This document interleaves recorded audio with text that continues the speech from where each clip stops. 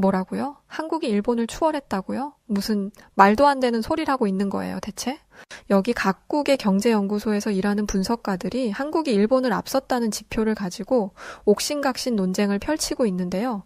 과연 이들에게 무슨 일이 있었던 걸까요?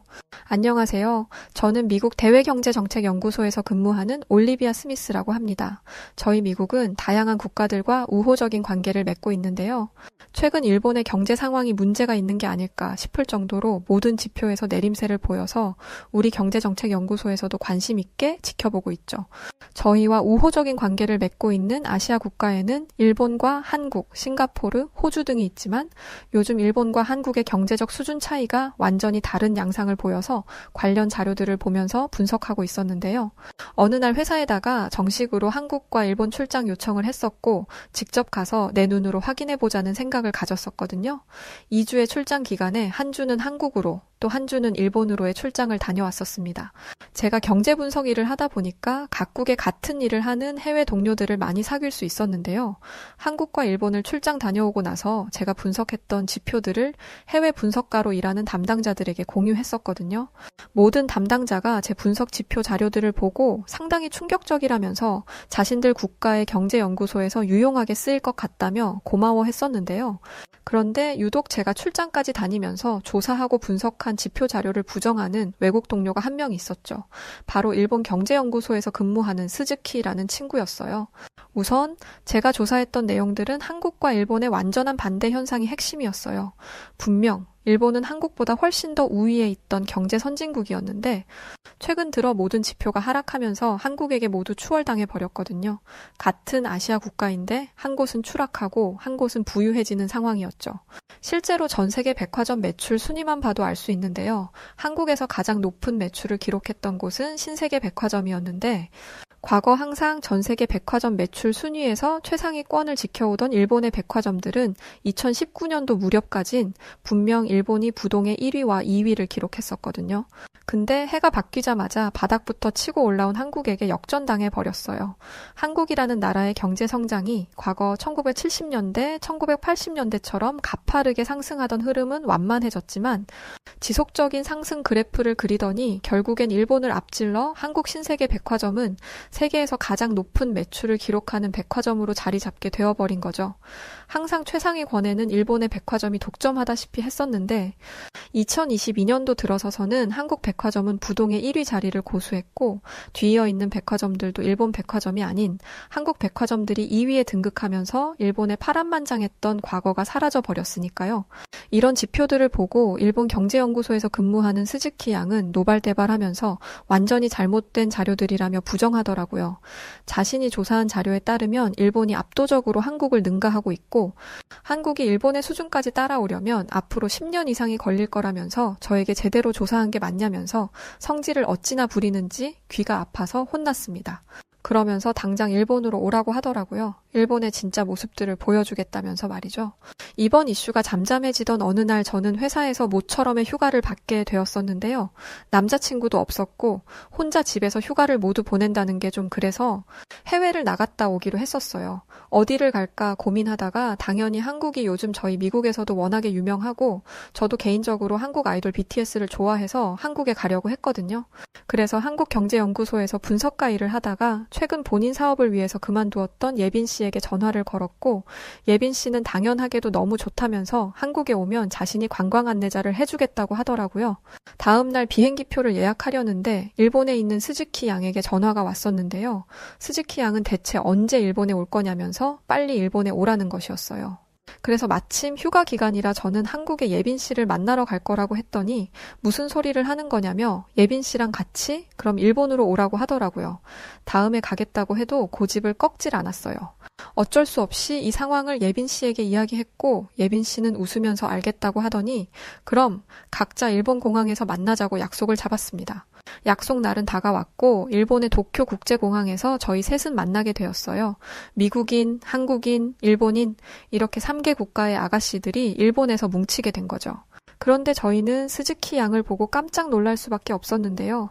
일본에서 만난 스즈키 양은 발에 깁스를 하고 있었기 때문이었어요. 이 발은 어디서 다친 거냐고 물어봤더니 지난번 일본에서 지진이 있었는데 그때 다리가 갈라진 땅의 틈에 발이 끼면서 다쳤다고 하더라고요. 그러면서 저와 예빈 씨를 보고는 잘 왔다고 하면서 목발을 짚고 있던 한 손을 갑자기 펼치더니 자, 여기가 바로 세계에서도 인정받는 그 유명한 도쿄 국제공항이에요. 어떤가요? 엄청 근사하죠? 라면서 호들갑을 떠는 게 아니겠어요. 참고로 스즈키 양은 워낙에 보수적인 성격이어서 일본을 벗어난 적이 없는 완전 일본파예요. 그런 스즈키 양을 보곤 저는 속으로 정말 너무 한심해서 한숨이 절로 나왔었는데요. 그럴 만도 한 게 분명 얼마 전에 한국과 일본을 모두 다녀왔던 터라 이미 한국이 어느 정도 수준인지 일본이 어느 정도 수준인지 알 만큼 알아서였죠. 그걸 모를 리 없을 텐데 저렇게 느닷없이 허세를 부리니 꼴보기 싫더라고요. 제 눈에 보이는 일본 도쿄 공항은 한국의 인천국제공항에 비교하면 한참 수준이 떨어진다고 생각하고 있었거든요. 근데 옆에서 그 모습을 지켜보던 예빈 씨는 스즈키 양의 그런 모습에 이렇게 이야기하는 거예요. 와, 정말 스즈키 양 말대로 멋진 공항이에요.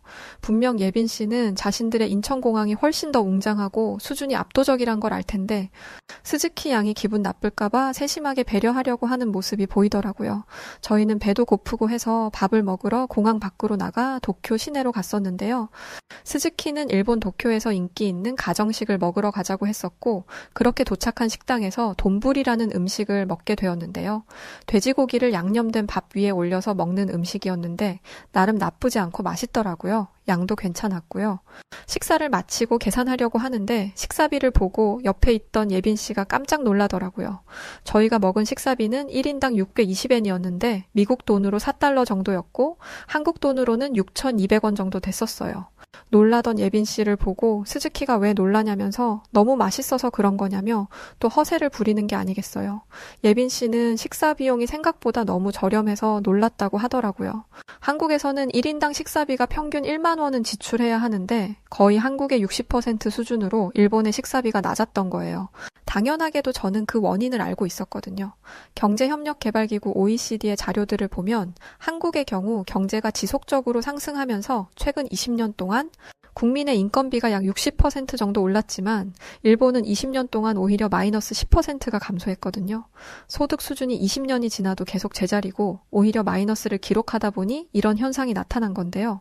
세계에서 손꼽히는 경제대국이라고 불렸던 일본은 정말 가난해지고 있어요. 옆에서 그 이야기를 했더니 스즈키 양은 무슨 말도 안 되는 소리를 하는 거냐면서 또 화를 내더라고요. 아니 이건 내가 조사한 게 아니라 경제협력개발기구 OECD가 발표한 자료들에 명시되어 있는 거라고 했더니 다 잘못된 거라면서 일본은 유통 절차를 단순화하고 마진율을 줄여 국민에게 저렴한 식사비를 제공하기 위한 캠페인을 하고 있어서 그런 거지 절대 소득 수준이 떨어져서가 아니라면서 목에 핏대까지 세웠어요. 하지만 이건 분명한 사실이었어요. 실제로 일본의 물가 수준은 동남아시아권의 베트남이나 필리핀과 같은 수준으로 떨어지고 있는 게 사실이니까요. 그에 반해서 한국은 예빈 씨가 함께 와서가 아니라 확실히 반대로 한국은 경제적으로도 점점 발전되고 있음이 체감되는데요. 난생 처음 들어보는 외진 국가를 가더라도 한국이라는 국가를 모두 알 정도고 특히나 한국의 여권 힘은 어느 국가를 가더라도 복잡하고 번거로운 입국 심사를 받을 필요 없이 한 번에 곧바로 통과되고 있을 정도로 전 세계적으로 손꼽히는 힘을 가지고 있으니까요. 이런 상황이 돼버리니까 아무래도 자존심이 완전히 구겨져서 저렇게 더 스즈키 양이 난리를 피우는 게 아닌가 싶었네요.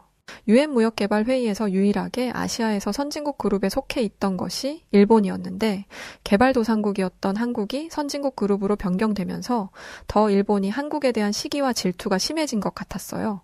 사실 개발도상국에서 선진국 그룹으로 변경된 국가는 전 세계적으로 역사상 한국이 처음이었습니다. 그래서 스즈키 양에게 더 이상 일본 안에서 우물안 개구리처럼 눈을 가리고 있지 말고 현실을 직시했으면 좋겠다면서 조언해 주었는데요. 아무리 말로 해도 듣지 않으려고 해서 전 한국에 가자고 제안했었어요.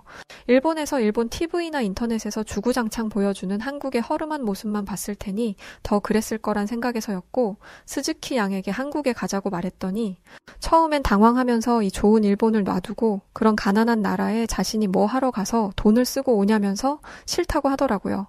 다리에 깁스도 해서 불편하기도 하다며 말이죠. 옆에 있던 예빈 씨가 스즈키 양의 손을 잡더니 한국에 가면 자신이 멋진 곳을 자주 보여주겠다며 가자고 설득하더라고요. 그래서 저희 3명은 일본을 떠나 한국을 찾아가게 되었어요. 도쿄에서 2시간 만에 저희는 한국에 도착할 수 있었는데 공항에 도착했을 때 당시 스즈키 양 표정을 지금도 기억해요. 이티처럼 고개를 쭉 빼고는 완전히 정신을 잃은 사람처럼 입을 다물지 못하고 있었기 때문이었죠. 제가 그 모습을 보고 스즈키 양에게 왜 그러냐면서 실제로 보니까 도쿄 공항이랑 인천 공항이랑 어디가 더 좋아 보여요? 라고 했던 질문에도 거의 정신이 반이 나간 사람처럼 믿지 못하겠는지 주변을 두리번거리면서 연신 놀라기만 하더라고요. 그러더니 정신을 차렸는지 이런 말을 하더라고요.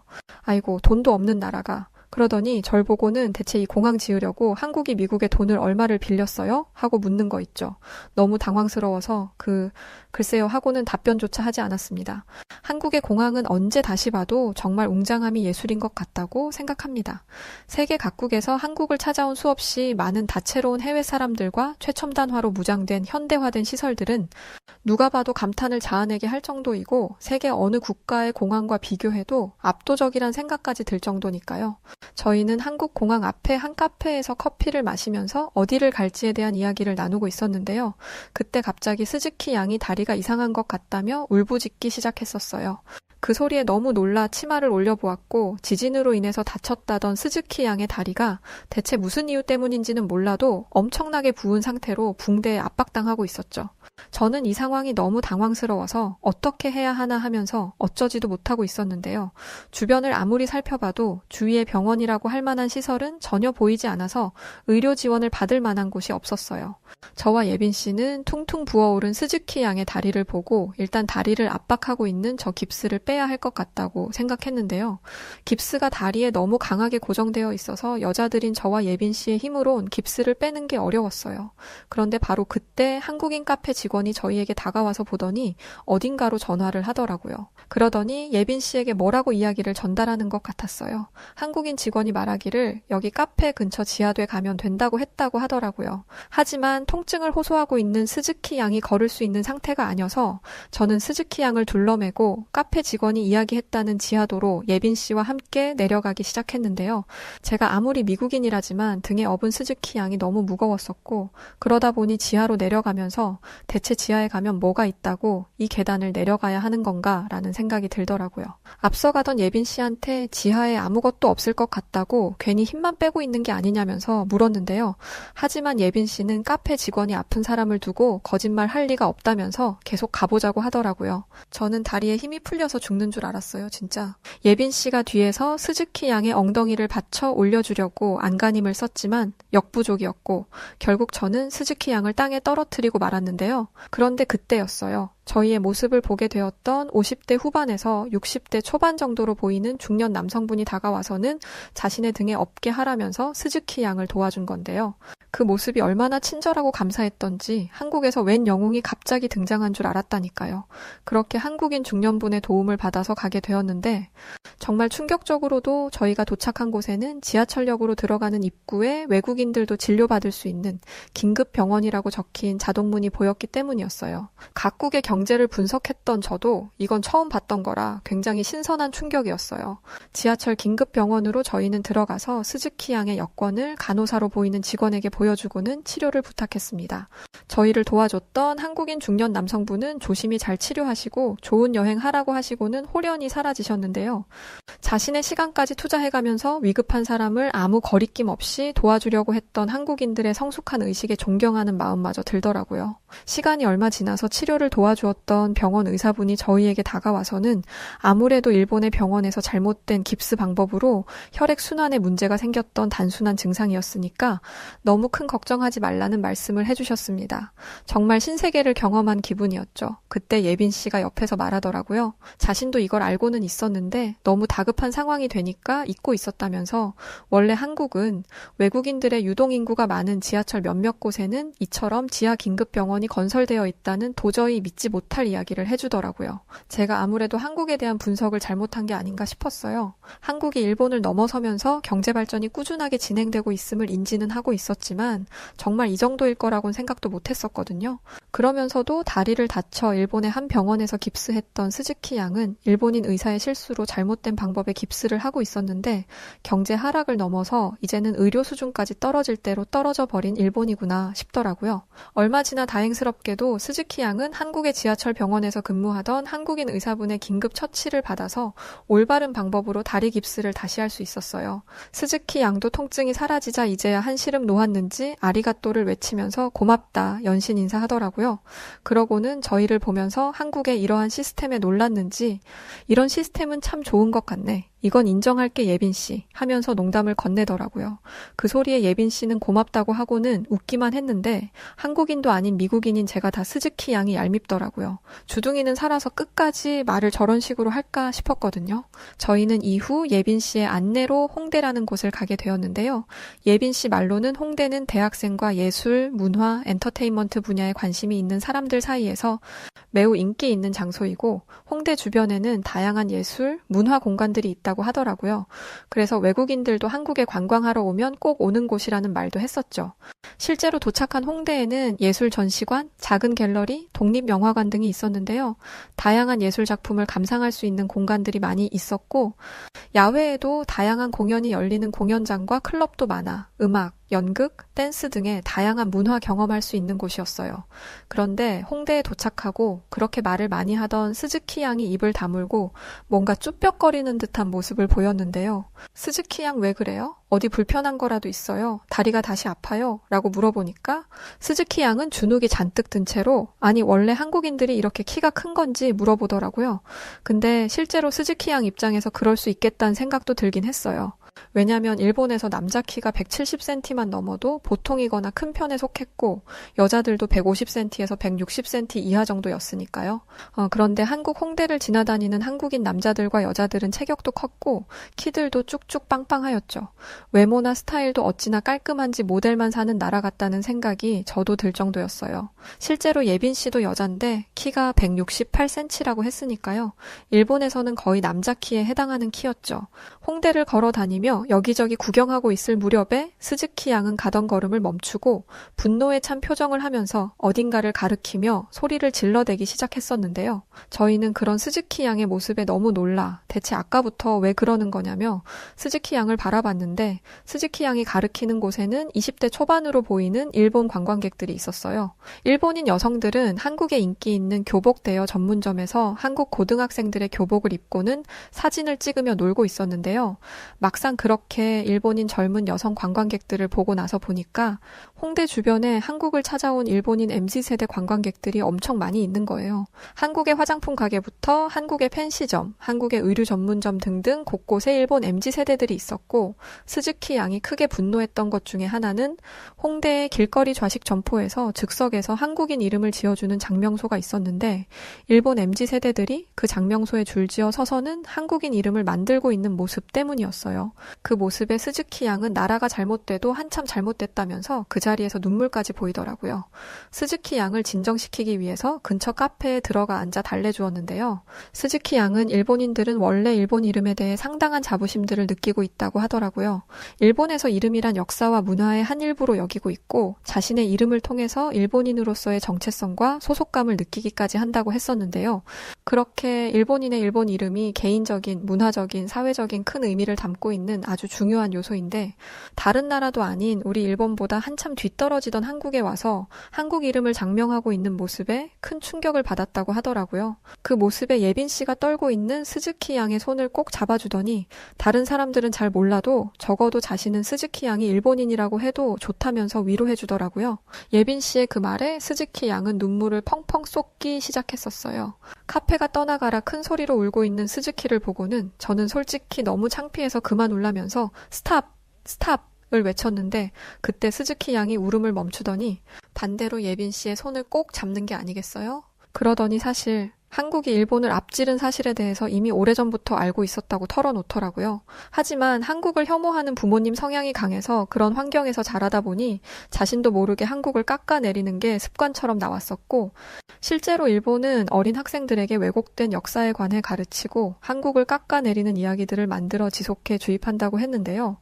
하지만 요즘 일본은 젊은 MZ세대들이 넷플릭스나 다양한 온라인 콘텐츠와 인터넷 문화의 발달로 인해서 진실을 일본의 어른들이 만들어 놓은 교육 자료가 아닌 온라인 콘텐츠를 보고 사실을 기반한 내용들을 습득하다 보니 예전처럼 한국을 혐오하거나 하는 풍토 자체가 일본 MZ세대에게서는 찾아보기 힘들다고 하더라고요. 그러면서 지금 카페 밖으로 보이는 저 많은 일본 MZ세대들이 그것을 반증하는 거라면서 말이죠. 그날 이후로 각자의 나라로 돌아갔는데요. 이번 일본과 한국 여행에서 여행 그 이상의 뜻깊었던 일을 하게 된 것 같아서 뿌듯하더라고요.